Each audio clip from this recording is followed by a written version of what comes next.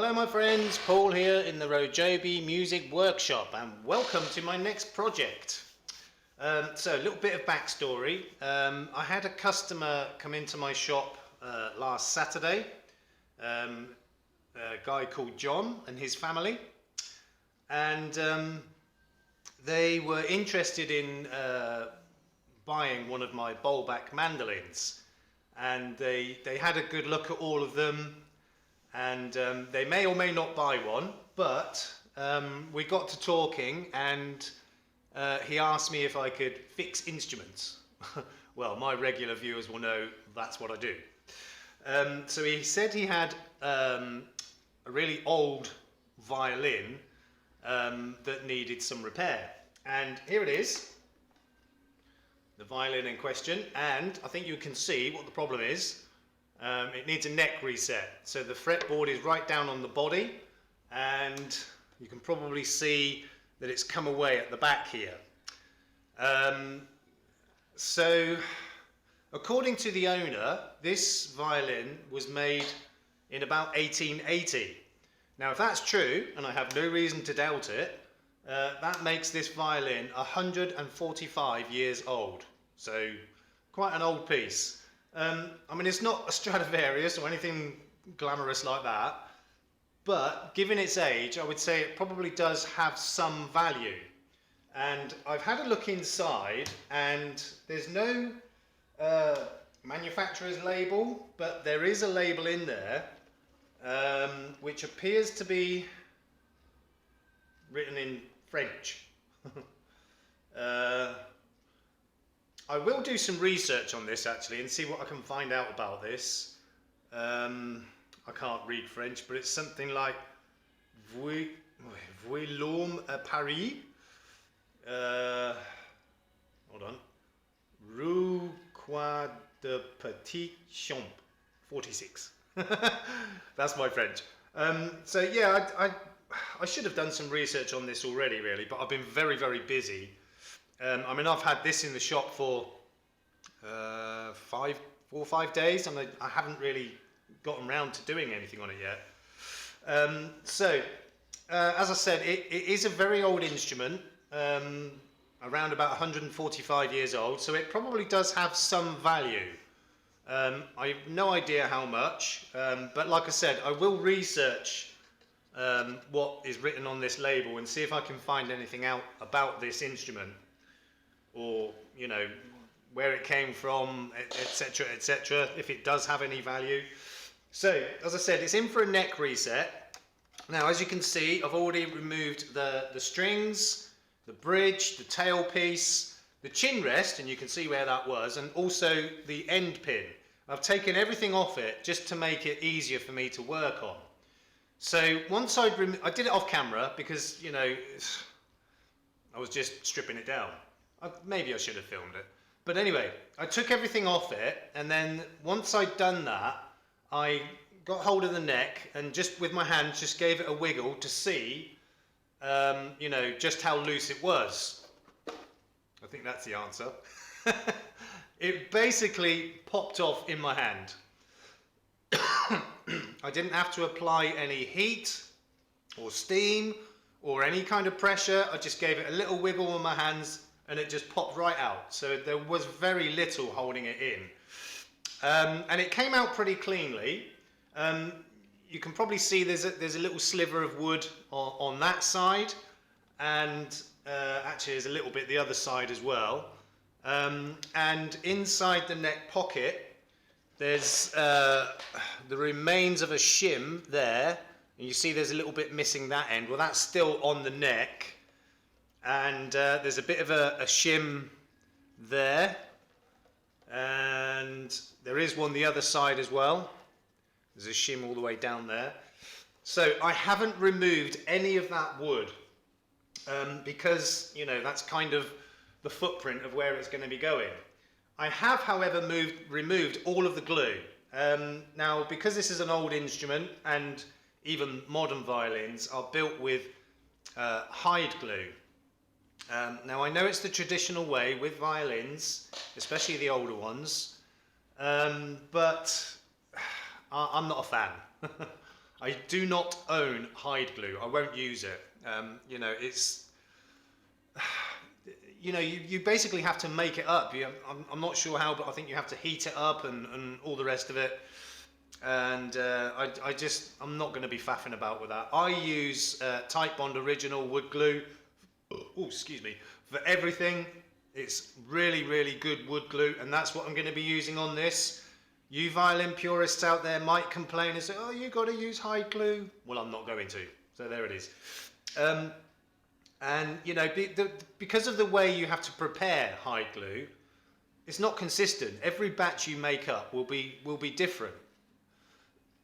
And it's a real faff to do it, and it's horrible, messy stuff. And personally, I don't rate it as a glue. I mean, you know, if it is prepared and used properly, it's probably really, really strong. But I don't use it. So this is going back together with Titebond Original.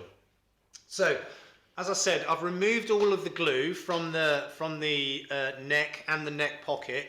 There was quite a lot on there, and you know, it was on the back and it was on here and both sides, and the same in the pocket. And I've cleaned it all up. I've cleaned all of the old glue off, and I spent probably an hour and a half doing that. It was, you know, I mean, there was quite a bit of glue, but it was just hide glue. It sort of goes tacky and gooey and nasty, and it can be quite difficult to remove. But I got it all done. But I was very, very careful not to remove any of the little slivers of wood on there and the side, both sides, and inside the neck pocket. I was very, very careful not to remove any of that wood, you know, because it's basically the remnants of shims. Some of it's remained on the neck, some of it's remained in the pocket, but you know, that has to stay there for the correct positioning of the neck. Having a look at the tuners on this, I'm pretty sure they're not original. They're aftermarket, and I think they're brass. I should have put my light on, really. I think they're brass tuners. I said they are aftermarket, but they are old. Whether or not they're as old as the violin itself, I don't know. I doubt it, but they could be. They could even be original, but I'm not sure. I will do some research on this and find out more. And as you can see, they're very tarnished and, you know, dull, but I'm not going to clean them up because A, it will look ridiculous, shiny tuners on a 100-plus-year-old violin, and also it will probably devalue it. What I did do is I took a stiff brush, like a toothbrush, and just cleaned up all the cogs and the worm gears, get all the dust and dirt out of those without actually, you know, cleaning all this up.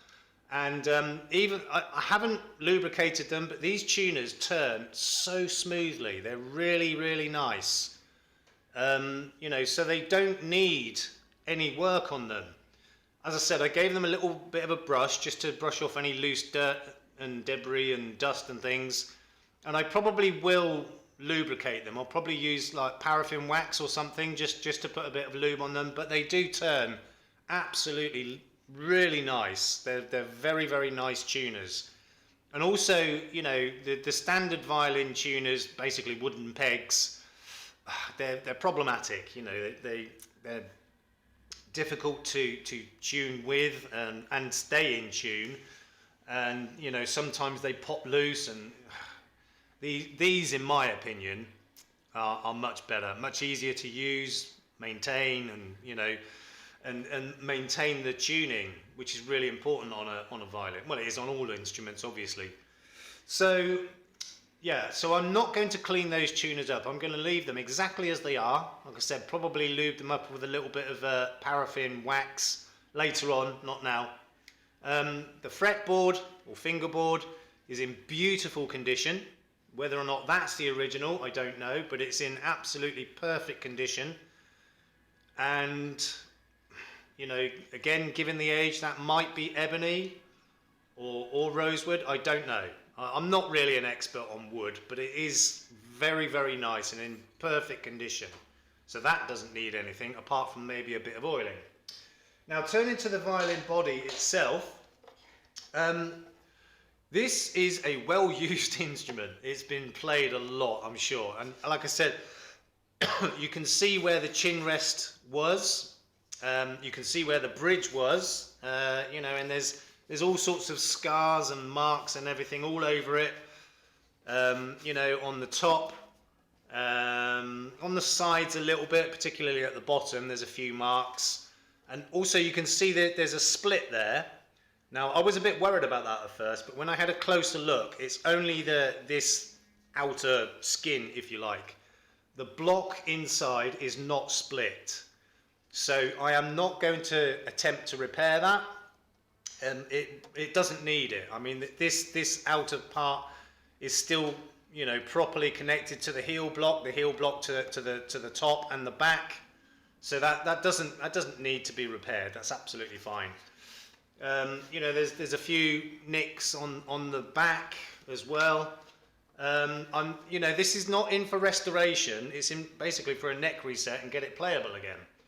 And you know, you've got to be careful when restoring very, very old instruments or anything old, because you can devalue it more easily than add value. In fact, a lot more easily than adding value. So this is getting very little done to it, very little. You know, as I said, it's not a restoration, it's a neck reset. And excuse me. I mean, I really like these tuners, actually. As I said, I think they're brass, and they would clean up and look absolutely stunning, but not on this. It would look ridiculous and devalue it. But yeah, I'm pretty sure they're not the original tuners. They are aftermarket, but they are still quite old. I mean, the cogs look really, really worn, but they still work really nicely. The screws that are holding it on, there's 4 each side, old flathead style screws. So, you know, there's some age to those, even though they're probably not the originals. So, this is, you know, all I'm going to be doing is gluing the neck back in. But as with all instruments like this, that's absolutely crucial that you get that part right. For alignment, you know, I mean, alignment of the neck, you know, side to side, back and forth, and also, you know, making sure it's not twisted. So it's a bit of an exact science, really, you know, to make sure that this is done right. So I need my wood glue. Right, so let's just get the camera in position so that you can see what I'm doing. Actually, let me go and plug my light in as well.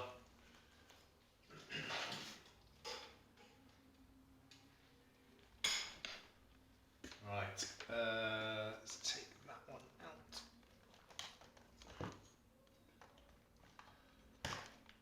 Okay, so we've got a bit of light now. Right, so there's not really much to doing this job. I mean, it's just gluing and putting the neck back in. The problem with violins, because of the shape of them, it can be quite difficult to clamp them, you know, clamp the neck in place once you've glued it. So I am going to be using one clamp, which will go sort of front to back, but I'm also using these rubber bands to hold the neck in. They're, you know, they apply enough force without being traumatic to the instrument, and you know, they kind of apply even pressure. So I like using these rubber bands for jobs like this. So really, there's nothing to it but to do it. And how's the time? I need to crack on. So let's get a paintbrush. Which one can I use? Let's use that one. Yeah, that one's, no, not that one. Let's try another one. Oh, that one's even worse. Okay, I'll use my good paintbrush. Okay, so I'm going to apply glue to the heel of the neck and into the neck pocket A thin layer on both, but 100% coverage. That's right. Well done. So yeah, I don't want too much glue, because you know, too much glue squeeze out is going to make a right mess. And obviously, like I said, you know, you just don't need it. So I'm going to apply some glue onto, let's not have the glue dripping all over the place. So I'm just going to smear it onto the back, the heel, and onto this face as well. And a little bit on each side, not too much. So I need to make sure I get a little bit of glue around this sliver of wood. A little bit more, just a drop more. Okay, we're looking good there.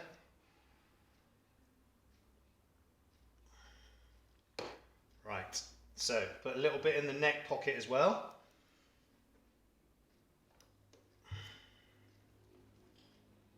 Again, I want 100% coverage, but I want it nice and thin, so we don't get it squeezing out everywhere, making a right mess. Just a drop more there. Literally a drop.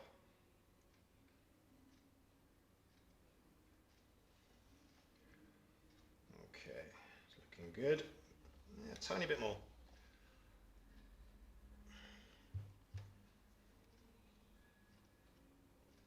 Right, I think we're good there.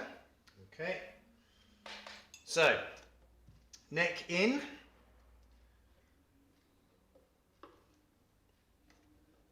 He says. What's going on there? It's not going in. Okay. Right, so before I start to clamp it up, I'll just remove any excess glue. I could probably do with a bit more in there actually. I think I'm just going to put a little bit more glue in there. I want to make sure it does actually stick.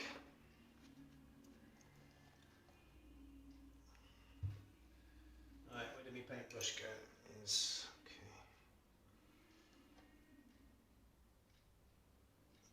That's better.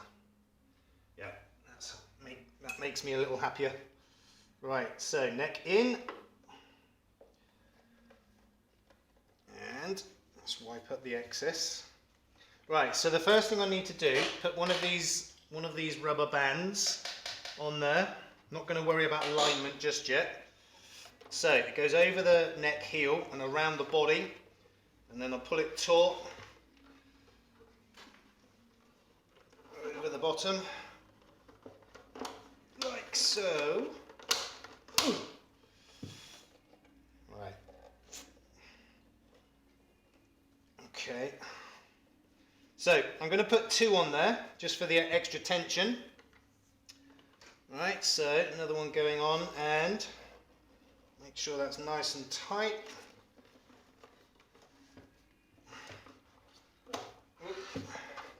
Yeah, pretty awkward doing this, but it's definitely the way to do it. Definitely the way to go about doing this. Okay. Oh, I've lost the end. Right. Oh.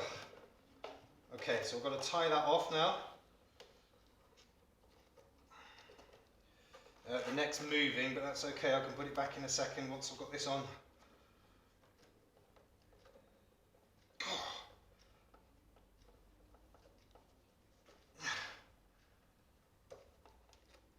Okay.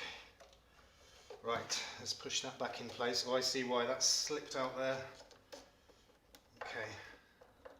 Right, so those bands are holding the neck downwards into the body. So now I want to put a clamp there to pull it back as well. So let me just get that excess glue off of that band. So I've got my clamp here, plus 2 leather pads to protect the wood. And I'm just going to put that clamp on, but not with too much pressure. Enough to pull it back, but not really squeezing hard. Violins are quite delicate, very delicate. So I just want to pull that back with the clamp, and it's looking good. Now, I've also got, wherever it is, there it is, this wedge of wood, and I've put cork on both sides of that, and I'm going to slide that under there just to push that up so that we make sure we get the right angle. And that's looking pretty good. I'm quite happy with that. I think we'll just squeeze this clamp up a little bit more. Okay. Right, so we're looking good. I'm just going to check alignment. It's out a little bit, so there we go. Yes. So the alignment is out a little bit, just pushing that across.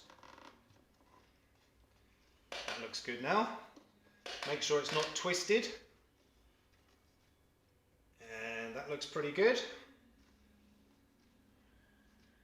And yeah, that's all looking pretty good actually. Let's see if I can get a little bit more pressure on that. Actually, I think I'm going to move that clamp upwards a little bit. Get the pressure in the right place. That's better. Happier with that. Okay. Right, so it's all clamped up now. Again, I'll just check the alignment's all good and there's no twisting or anything. You're looking good. Right. I'm quite happy with that. Very happy with that. I'm just going to see if I can just drop a little bit more glue into that heel plate. And it will seep itself in via gravity. So I've just put a little bit in there. I'm going to try and just brush it in a bit and then wipe off the excess. That's looking good. Very happy with that.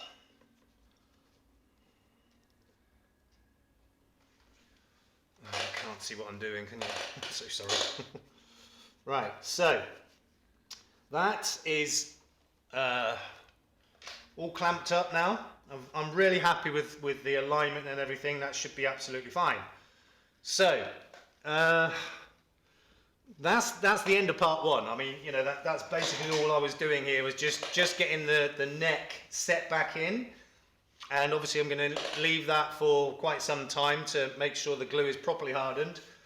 Then once that's done and I'm happy with it, I'm going to turn my attention to the body. I might try and tidy up a few little bits, and then it will be basically ready to put back together. So it's not a long project, but it's one that's got to be done absolutely perfectly.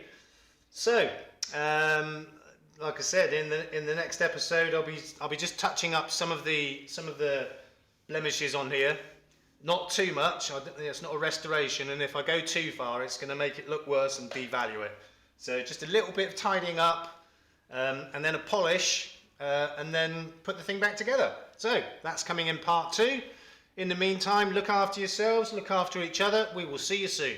Peace out.